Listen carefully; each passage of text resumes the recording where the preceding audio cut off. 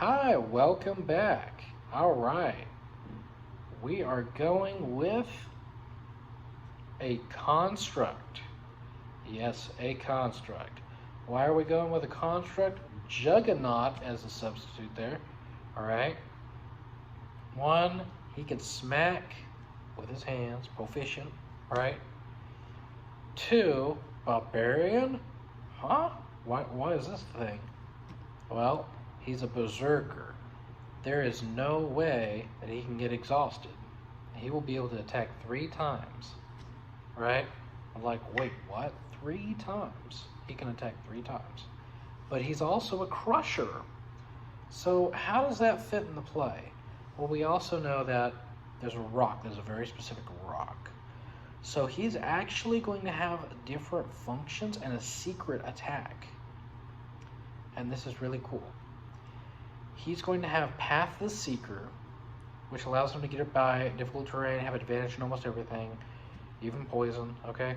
I think it was like, it was either advantage or resistance to poison, and if that's not in it, then I remember looking at something. But I remember him getting that, and it may have been on the construct itself, but I remember him getting something with poison, or at least resistance or advantage against it, which is still great. And a construct is not a halfling, but the fact that you can use the construct as if it were more like a monk, and you use it as a caster as a different function, while being a barbarian that can attack 3 times and get resistance to frighten and, right? You get immunity, not resistance. Immunity, that's the best part. Immunity to Charmed and Frightened. I think at 6th level that was for Barbarian. So yeah, he really is a Barbarian. This one's going like swinging all the way on Barbarian almost. He does get some, fighter for like 19s and 20s. Trying to get that in there. The other one that he's going to have is at least 1 into Warlock, of course. But that would be only 4 levels, correct? That's true. That's pretty much all you need. You don't really need anything else. But I like to divvy in a little bit more. And what else sounds better? Well, if you add something like an extra effect or an ability or something like that, which would be, let's say, you got a monk there. Monk's pretty cool, but how do you want to deal with that? Just take it by the options, outweigh the options. What makes your character better? It needs to be like a giant foundling, by the way, so you got like that battle master-ish type feel to your character. So you can do it once per turn. Really cool, really awesome stuff. You kind of make your weapon magical even if it's primeval magical stuff, even if you're a completely different thing. By the way, Berserker is great, I think, for that. So it's a way that you can use magic. I thought that was amazing. Just be a giant foundling as a background. That's pretty cool. I can see that happening. And if you wanted to, even, you can actually make your great weapon there, that maul, that maul I was talking about. Well, you can technically make that or attach it to you if you wanted to. I would recommend leaving unarmed strikes open, but the fact that you can get this magical rock, or is it magic stone, cast magic stone as a bonus action, and get to use it, and have the crusher feat, because it does bludgeoning damage.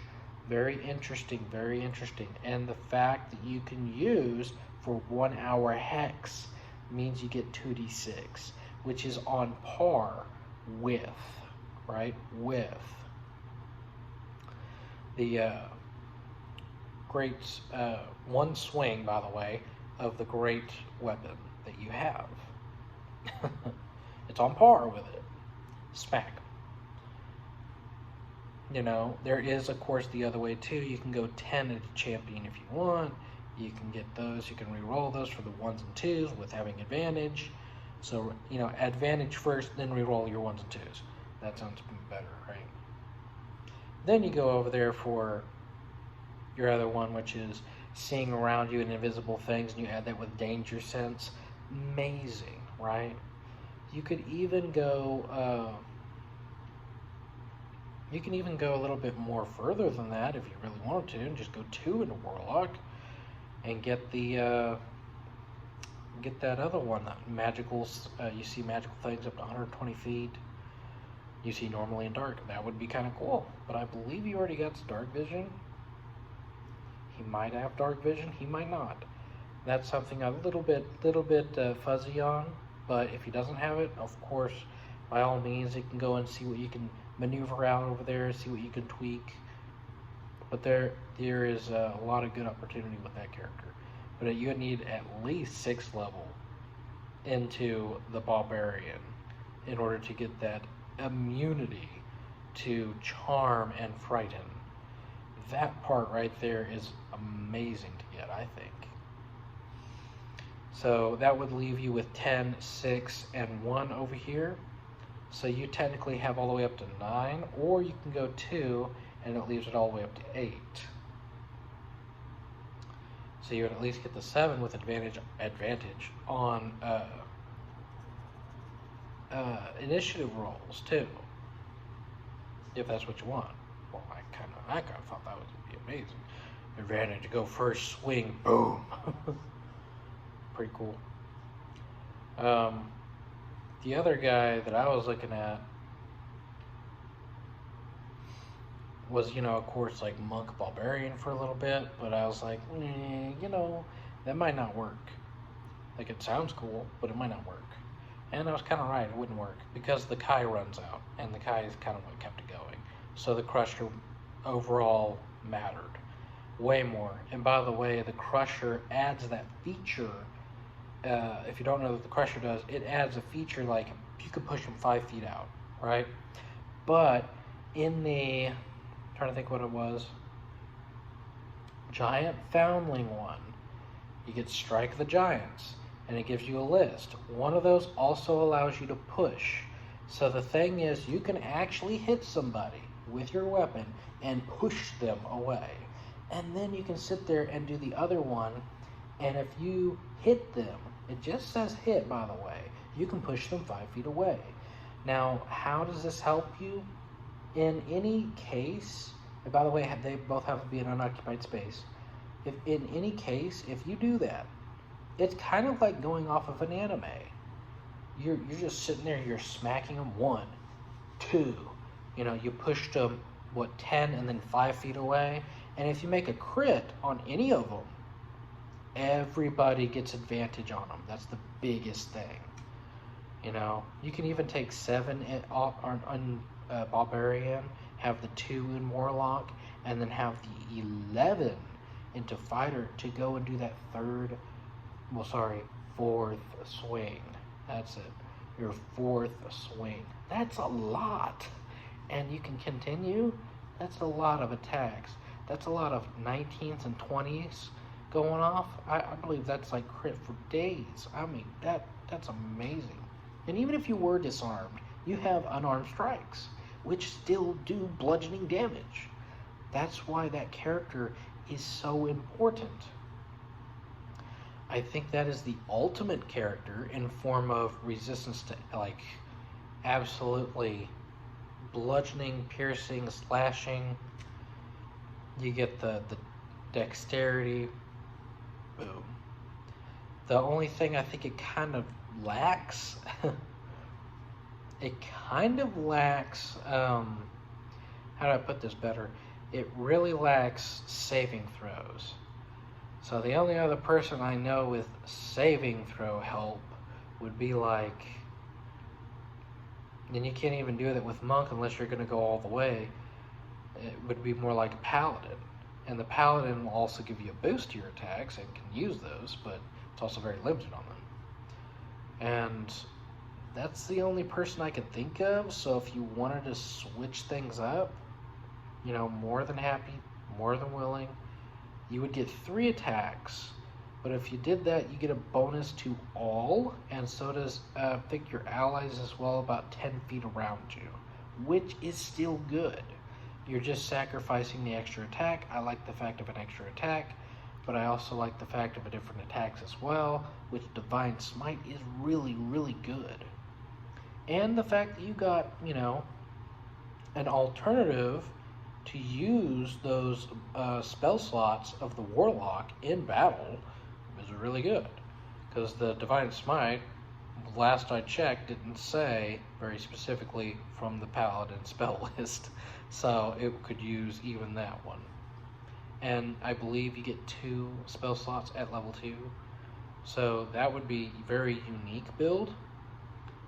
But I think that would be less looky roundy, so that you would probably have to sacrifice your 10th level for your champion. And if you did that, it's kind of harder to do. You don't get that invisibility bonus. You really need the attack bonus. But if you take away the attack bonus, you still get advantage. It's just not going to go off on 1s and 2s. And you can only have one fighting style at a time. So is there a way that you can kind of do that with hitting 2 of them at 6th level? It's kind of impossible. So you really do got to take one out. It kind of sucks, If only you could have two fighting styles, right? So the only other alternative that I know that could possibly help that situation out would be Warlock 2, get the magical, sense magical things for up to 120 feet. Or you could see up to 120 feet magical things. And I would believe that would be, invisible stuff. Because that was how I understood. It's magical. It's magic. And you use magic to make yourself invisible so you can see it. So that would be your other capability, that you could just see it anyways. I like the fact that you can go 100%, all the way around you without being blind. But if you just have that one, then you should be good to go. So yeah, you would have, let's go for that. I think that is the other way, but we got, how's that? Yeah, well, I guess we wouldn't need that other one too much then. Kind of deciding. It's still pretty good. I gotta be honest. Blind fighting style is really good. I like it. But if we're gonna compensate, we should probably compensate with the magical eyes there. All right. So they can see all the stuff going on. But you only get it at like level 2, which is great too. The other one, you get at level 1, and then you get at level 10. So let's go ahead. We can go 6 levels in there, 6 levels over there, 2 levels into that, 3 levels at least into the other one, but we can do 4. So is that 6, 6, 2, that's 14. So you actually have up to 6 more that you can do. But you only need 3, but you can go to 4. But if you did go 6 into fighter, you would get another feat. So you get 1, 2, 3, 4 feats, including your 2 extra Eldritch invocations. So it would have to go in like 6, 6, 6, 2, or 2, 6, 6, 6, or 6, 2, 6, 6.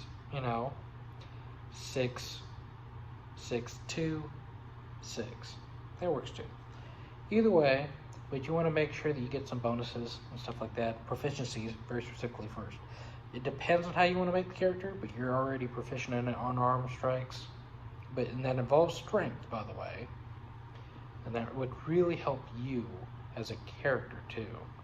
Maybe not with rage, but for the fact of, again, Crusher. The main thing is Crusher. You want to smack them with Crusher.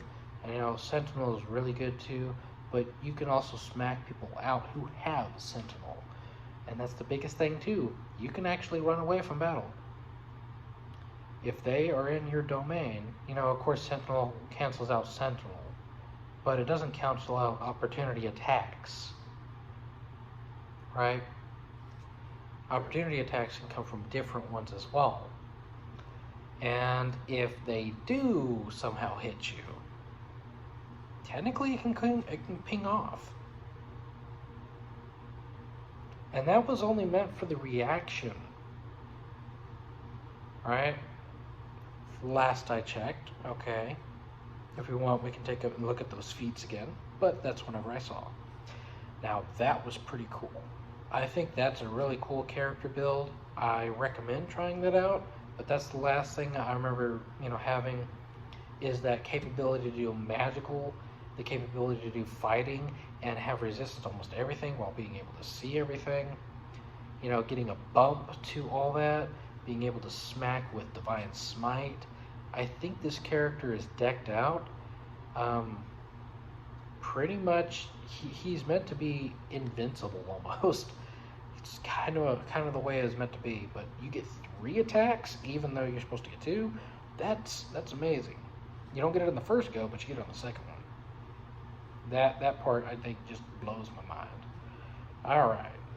Thank you so much for watching, and I'll see you in the next episode. Bye-bye.